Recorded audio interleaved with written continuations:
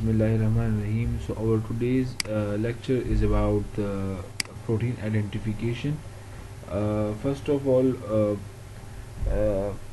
this lecture will be kind of a little bit difficult because it actually includes a lot of you can say statistics and physics.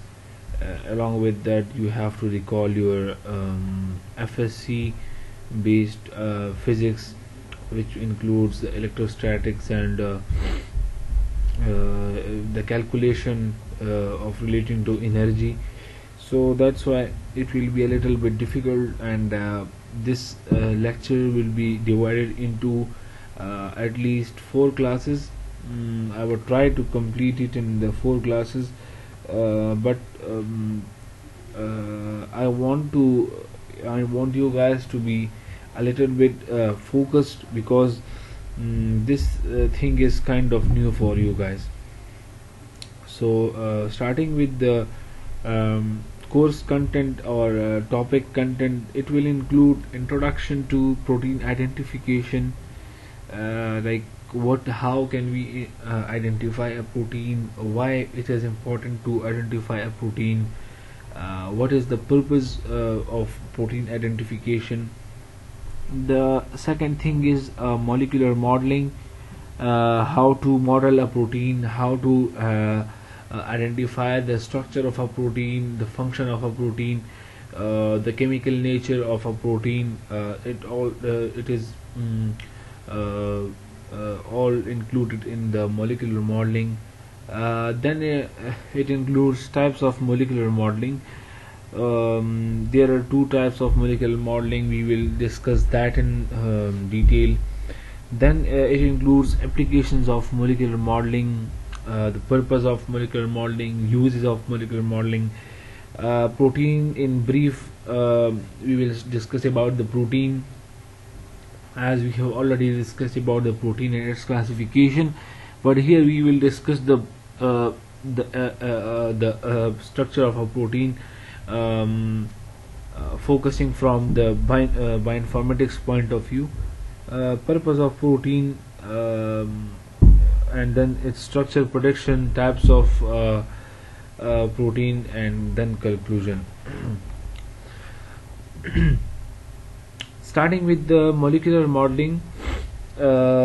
What is molecular modeling? It is basically the science or art of representing molecular structures numerically and stimulating their behavior with the equations of quantum and classical physics. ये आपके साथ science का वो branch है जिसमें हम किसी भी मॉलिक्यूल की मॉलिक्यूल का जो स्ट्रक्चर होता है उसको हम रिप्रेजेंट करते हैं न्यूमेरिकली, और उसका जो बिहेवियर है उसको हम स्टिमुलेट करते हैं with the help of equations of quantum and classical physics. Quantum physics और क्लासिकल फिजिक्स को यूटिलाइज करके न्यूमेरिकली या उसके बिहेवियर को हम लोग जो है स्टिमुलेट करते हैं, में चेंजेस कर सकते हैं with the help of quantum and classical physics. The second thing is that molecular modeling जो है आपके साथ computational chemistry and computer graphics इन दोनों से मिल के बना है. ठीक है, computational chemistry obviously वो type of chemistry जिसमें हम like bioinformatics आप इसको कह सकते हैं, because कंप्यूटेशनल केमिस्ट्री जो है इसमें एनएमआर हो गया, इसमें एनएमआर के साथ जो है और स्पेक्ट्रोस्कोपीज वगैरह हो गई, ये सब जो है कंप्यूटेशनल केमिस्ट्री में आते हैं. ठीक है, तो इसके साथ हम जो है कंप्यूटर ग्राफिक्स भी इंक्लूड होता है, बिकॉज आप आगे इसमें देखेंगे कि उसी ग्राफिकल रिप्रेजेंटेशन से जो है हम प्रोटीन का जो स्ट्रक्चर है उसको आइडेंटिफाई करते हैं. उसी जो प्रोटीन का जो स्ट्रक्चर हमें दिखाई दिया गया है उसी को हम प्रेडिक्ट करके उसी से हमें अंदाज़ा होता है कि इस प्रोटीन का जो है नेचर कैसा हो सकता है और इस प्रोटीन को हम कहाँ पर यूटिलाइज कर सकते हैं. देन जो थर्ड पॉइंट है, it allows scientists to generate and present molecular data including geometries. अच्छा, ये साइंटिस्ट की हेल्प करता है to present molecular data including geometries, कि मॉलिक्यूलर डेटा जो है उसको हम इसमें शामिल कर लें। कैसे कि हम इसमें जो है बॉन्ड लेंथ्स को, बॉन्ड एंगल्स को, टॉरिजन एंगल्स, ये सब जो है ज्योमेट्रीज में आते हैं। ये मॉलिक्यूलर मॉडलिंग जो है साइंटिस्ट की इस चीज में हेल्प करता है कि लाइक फॉर एग्जांपल हम यूजुअली वाटर का जो है स्ट्रक्चर प्रेडिक्ट करते हैं या स्टडी करते हैं। उसमें अगर आप लोग देखें तो आपको नजर आता है कि हम यूजुअली पढ़ते हैं कि वो जो है आपके साथ एक ट्रायंगुलर शेप बनाता है। तो ये हमें कहां से पता चला कि ये हमारे साथ इस तरह शेप बनाता है? Just because of the molecular modelling we came to know that इसका जो स्ट्रक्चर है और इसमें बॉन्ड एंगल जो है, ये बॉन्ड लेंथ जो है, ये सब कुछ हमने वहां से सीखा। Then energies, heat of formation, activation energy et cetera, ये हम उससे प्रेडिक्ट कर सकते हैं। इससे हम अंदाजा लगा सकते हैं कि इस मॉलिक्यूल को एक्टिवेशन एनर्जी कितनी चाहिए होगी, या ये मॉलिक्यूल जो है ये कितनी एनर्जी बना सकता है। ठीक है, इसके बाद जो है इसमें इंक्लूडेड है इलेक्ट्रॉनिक प्रॉपर्टीज। इलेक्ट्रॉनिक प्रॉपर्टीज इसमें क्या होती हैं? Movements, charges, ionisation potentials and electron affinity. जितनी भी आपके साथ इलेक्ट्रिसिटी या इलेक्ट्रॉन्स के रिलेटेड प्रॉपर्टीज हैं, जैसे कि मूवमेंट हो गया, ठीक है, चार्जेस हो गई पॉजिटिव नेगेटिव, आयनाइजेशन हो गया, आयंस, आयनाइजेशन पोटेंशियल हो गया, the power of ion formation and movement of ion, electron affinity हो गया। ठीक है, तो ये सब इलेक्ट्रॉनिक प्रॉपर्टीज हैं जो कि एक मॉलिक्यूलर मॉडलिंग में हम स्टडी कर सकते हैं। देन स्पेक्ट्रोस्कोपिक प्रॉपर्टीज हैं। स्पेक्ट्रोस्कोपिक प्रॉपर्टीज में आपके साथ वाइब्रेशनल मोड्स हैं इसके, कि ये कौन कौन सी किस्म का वाइब्रेशन कर सकता है। एंड देन इसमें आता है केमिकल शिफ्ट्स, कि अगर किसी भी कोई रिएक्शन इसके साथ करेगा तो इसका ये जो स्ट्रक्चर है इसमें अगर चेंजेस आएंगी तो कैसे चेंजेस आ सकती हैं।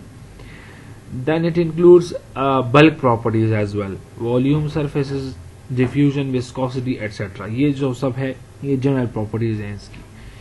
सो basically molecular modelling includes geometries, energies, electronic properties and spectroscopic properties and bulk properties. ये आपको एक स्ट्रक्चर दिया गया है जिसमें इन लोगों ने एक आपको एक आप कह सकते हैं कि आपको एक चार्ट दिया है जिसमें ये आपको बता रहा है कि हमें रिजल्ट कैसे मिलता है, और इसमें पोटेंशियल एनर्जी वेरिएशन जो है वो आपको शो किया गया है। तो हम इसको प्रेडिक्ट करके, इसको स्टडी करके, इससे न्यूमेरिकल एनालिसिस की करके इससे हम अपने डेटा निकाल सकते हैं। मॉलिक्यूलर मॉडलिंग मेथड्स, दो मेथड्स इसमें आप इसमें यूज होते हैं जो सबसे कॉमन है और कंप्यूटेशनल मेथड्स है। सबसे पहला जो है आपके साथ मॉलिक्यूलर मैकेनिक्स है और दूसरा क्वांटम मैकेनिक्स है। ठीक है, एक्चुअली अगर आपको याद हो तो ये दोनों चीजें क्वांटम मैकेनिक्स या क्वांटम फिजिक्स वगैरह हमने पीछे जो है एफएससी लेवल पे पढ़ा भी है। तो आपने क्वांटम मैकेनिक्स या मॉलिक्यूलर मैकेनिक्स को आपस में कोरिलेट करना है अपने प्रीवियस आपके पास जो नॉलेज है। Molecular mechanics, calculation of energy of atoms, force on atoms and their resulting motion. ये आपके साथ एनर्जी, एटम्स जो है उसकी एनर्जी को कैलकुलेट करता है और उस पे जो फोर्स है एटम्स पे और उस फोर्स की वजह से वो जो मोशन करता है वो सब जो है कैलकुलेट करता है। Use to model the geometry of molecule, motion of the molecule and to get the global minimum energy structure. ये आपके साथ क्या करता है मॉलिक्यूल की जो ज्योमेट्री है मोशन की वो बताता है आपको, मोशन ऑफ मॉलिक्यूल बताता है, and to get global minimum energy of structure, और इसका जो थोड़ा सा मिनिमम एनर्जी स्ट्रक्चर जो है उसके बारे में, to get the global minimum energy, जो ओवरऑल इसका जो एनर्जी स्ट्रक्चर है उसके बारे में आपको बताता है। So the first one was molecular mechanics. इसमें फर्दर जो है आपके साथ consider a molecule as a system of rigid balls connected with spring. आप एक मॉलिक्यूल को प्रेडिक्ट करें कि आपके साथ वो एक रिजिड बॉल से बना है और इस मॉलिक्यूल को हमने स्प्रिंग के साथ एक दूसरे के साथ कनेक्ट किया है। Depends strongly on concept of bonding. ये जो है आपके साथ स्ट्रांगली जो है डिपेंड करता है कि इसका जो बॉन्डिंग का कॉन्सेप्ट है ये स्ट्रांगली उसी पे बिलीव करता है। Follows Newtonian laws. Newtonian laws जो है आपके साथ उसी को फॉलो करता है। And neglect the electronic degrees of freedom. और ये जो है आपके साथ इलेक्ट्रॉनिक डिग्रीज का जो है जो उसकी वजह से इसको फ्रीडम मिलता है उसको ये निग्लेक्ट करता है, मतलब वो इसको उसमें काउंट नहीं होते। Method of molecular mechanics studies potential surface है, ठीक है, study of force field, study of electrostatics, molecular dynamics and conformational analysis. जो मॉलिक्यूलर मैकेनिक्स है इसमें हम पोटेंशियल सरफेस जो है इसमें कितना पोटेंशियल है, कितनी एनर्जी है, ये सब स्टडी करते हैं। स्टडी ऑफ फोर्स फील्ड, कौन किस किस्म का फील्ड जो है उसमें जनरेट हो सकता है, और वो फील्ड जो है हम कहाँ पे, मतलब कहाँ से जनरेट होता है। स्टडी ऑफ इलेक्ट्रोस्टैटिक्स, ये आपको पता है कि इलेक्ट्रोस्टैटिक्स क्या चीज है, ठीक है।